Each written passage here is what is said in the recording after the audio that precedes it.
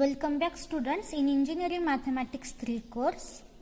From previous two lectures, we start the topic Z transform of standard sequence. So let's continue. This is part 3. So given sequence is cos of alpha k. This is the sequence. We have to prove that Z transform of cos of alpha k is Z into Z minus cos alpha upon Z square minus 2Z cos alpha plus 1 for k greater equal 0. So let's start. First we write given sequence. Here sequence is cos of alpha k for all values of k greater equal 0. Now we use here the one result belongs to complex functions. So we know that since e raised to cos theta is equal to e raised to I theta plus e raised to minus I theta upon 2. This is one result in complex variable. That means we can write cos theta into exponential form. So here we use this result to solve this sequence cos alpha k. That means cos alpha k is equal to what? Here theta means alpha k. That means e raised to I alpha k plus e raised to minus I alpha k upon 2. Now substitute this value in here. So z of cos of alpha k is equal to z transform of e raised to I alpha k plus e raised to minus I alpha k upon 2. By linearity property of z transform, we can write it as 1 upon 2 into z transform of e raised to I alpha k plus z transform of e raised to minus I alpha k. So we solve separate z transform for e raised to I alpha k and e raised to minus I alpha k. But in previous lecture we already solved this type of sequence, and which sequence it is? E raised to ak. In previous lecture we solved this, and z transform of e raised to ak is z upon z minus e raised to a for k greater equal 0. Now we use directly this result in our example. So z transform of e raised to I alpha k is z upon z minus e raised to I alpha plus z transform of e raised to minus I alpha k is z upon z minus e raised to minus I alpha. For the region of convergence, what? Mod z is greater than modulus of e raised to alpha, e raised to I alpha, and mod z is greater than modulus of e raised to minus I alpha. Again we write same here 1 upon 2 z upon z minus e raised to minus I alpha, z upon z minus e raised to I alpha plus z upon z minus e raised to minus I alpha. Now simplify it. So for simplification we multiply first term, multiply and divide by z minus e raised to minus I alpha, and second term multiply and divide by z minus e raised to I alpha. So we get denominator same of both terms. So we get z into multiply by z minus e raised to minus I alpha. So z minus e raised to minus I alpha plus same here multiply here z minus e raised to I alpha and divided by z minus e raised to I alpha into z minus e raised to minus I alpha. Correct?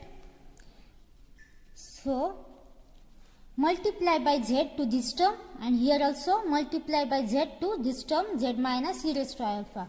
We get z into z, z square, minus z into e raised to minus I alpha, plus z into z, z square, minus z into e raised to I alpha, upon this is multiply these two terms, we get z square minus, multiply first z by this bracket, so we get z into z, z square, minus z into e raised to minus I alpha, minus z into e raised to I alpha, minus minus get plus, e raised to I alpha into e raised to minus I alpha, both are conjugate, that means their product is 1. So 1 upon 2 in bracket, here z square plus z square is 2z square, and minus z e raised to minus I alpha, here minus z e raised to I alpha, so we common out z minus z, so we get minus z in bracket e raised to I alpha plus e raised to minus I alpha,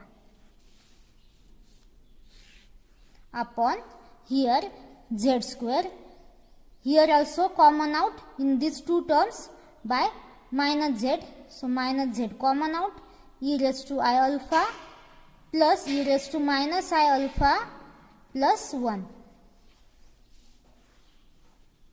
So this is nothing but what? Here e raised to I theta plus e raised to minus I theta upon 2 is nothing but cos theta. That means here e raised to I theta plus e raised to minus I theta is equal to 2 cos theta. So we use this value in here, 2z square minus z into what?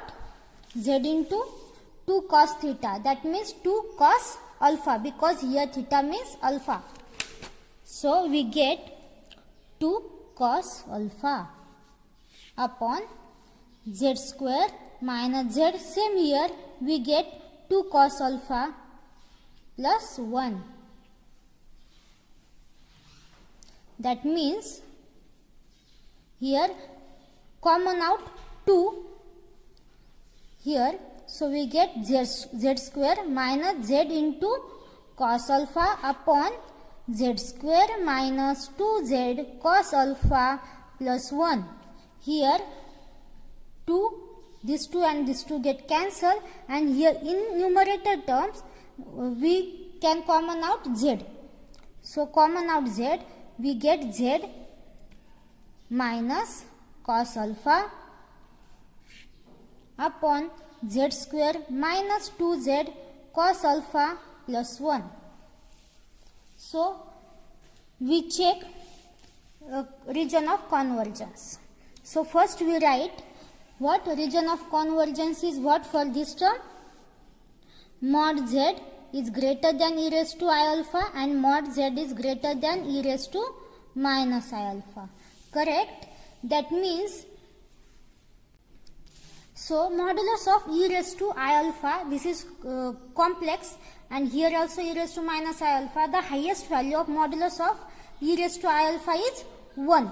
So modulus of z is greater than 1 is sufficient for this sequence cos alpha k.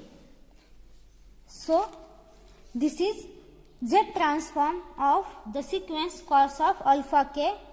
Now exercise for you, same way you can solve the z transform of sin alpha k is z into sin alpha upon z square minus 2z cos alpha plus 1. You prove this, the z transform of sin alpha k is, Let's see one more sequence, sine hyperbolic alpha k. We have to find z transform of sine of hyperbolic alpha k, and it is z sine hyperbolic alpha upon z square minus 2z cos hyperbolic alpha plus 1 for all values of k greater equal 0. So let's start. First we write sequence. Let f of k is equal to sine of hyperbolic alpha k for all values of k greater equal 0. So here we use hyperbolic functions definition. So what? Sine of hyperbolic theta is equal to e raised to theta minus e raised to minus theta upon 2. This is the definition of sine hyperbolic function. Now we use this value in our sequence and find z transform. So let's start.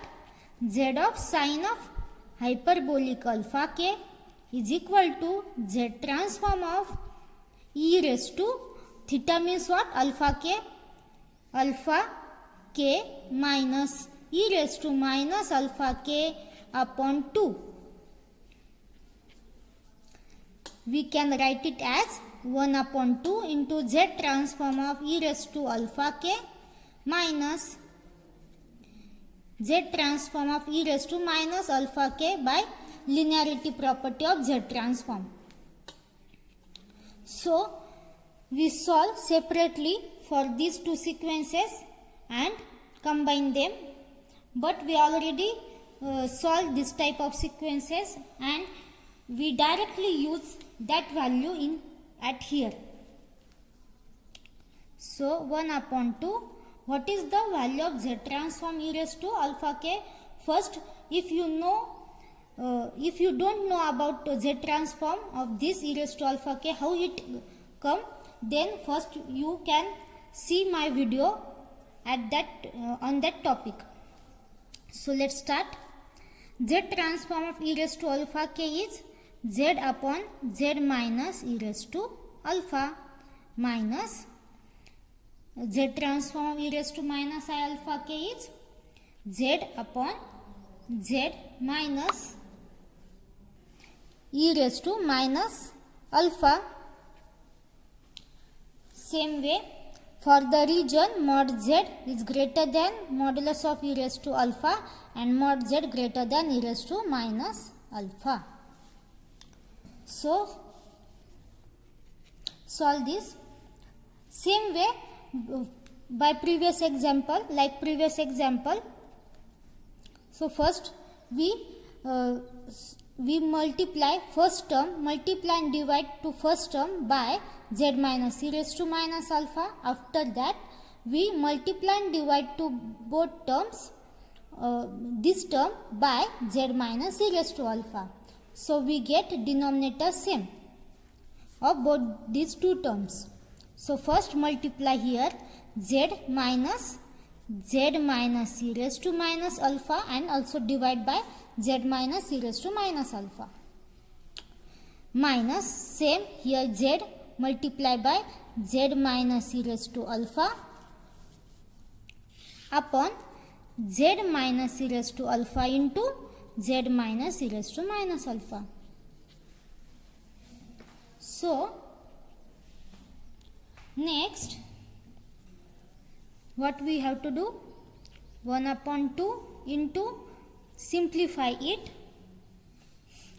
z into z, z square minus z into e raised to minus alpha minus z into z, z square minus minus get plus z into e raised to alpha upon z minus e raised to alpha into z minus e raised to minus alpha. Correct? Next 1 upon 2 as it is. Here what? Z square and minus z square get cancelled and the remaining terms are here. Here minus z e raised to minus alpha and here plus z into e raised to alpha. So we common out z.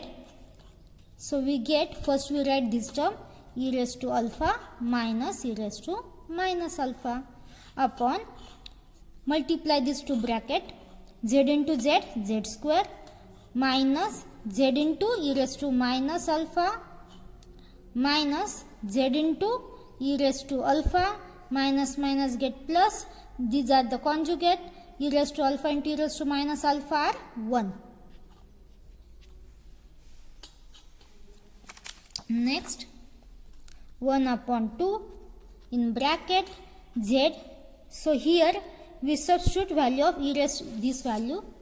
E raised to theta minus e raised to minus theta upon 2 is sin hyperbolic theta. That means e raised to theta minus e raised to minus theta is equal to 2 sin hyperbolic theta. So we get here 2 times sin hyperbolic alpha upon z square. Here common out minus z. So we get e raised to alpha plus e raised to minus alpha plus 1. Correct? Now check 1 upon 2 numerator term as it is, z into 2 sin hyperbolic alpha upon z square minus z. Here e raised to alpha plus e raised to minus alpha is what? E raised to alpha plus e raised to minus alpha upon 2 is cos of hyperbolic alpha. That means e raised to alpha plus e raised to minus alpha is equal to 2 cos of hyperbolic alpha. So we use value of this at here. So 2 cos of hyperbolic alpha plus 1. 1 upon 2 as it is. Here 2z, this 2 and this 2 get cancelled. So here z into sin hyperbolic alpha upon here z square minus 2z cos of hyperbolic alpha plus 1. This is we get z transform of sin of hyperbolic alpha k. This is the z transform of sin of hyperbolic alpha k, which we get z sin hyperbolic alpha upon z square minus 2z cos of hyperbolic alpha plus 1. And here the region of convergence is what?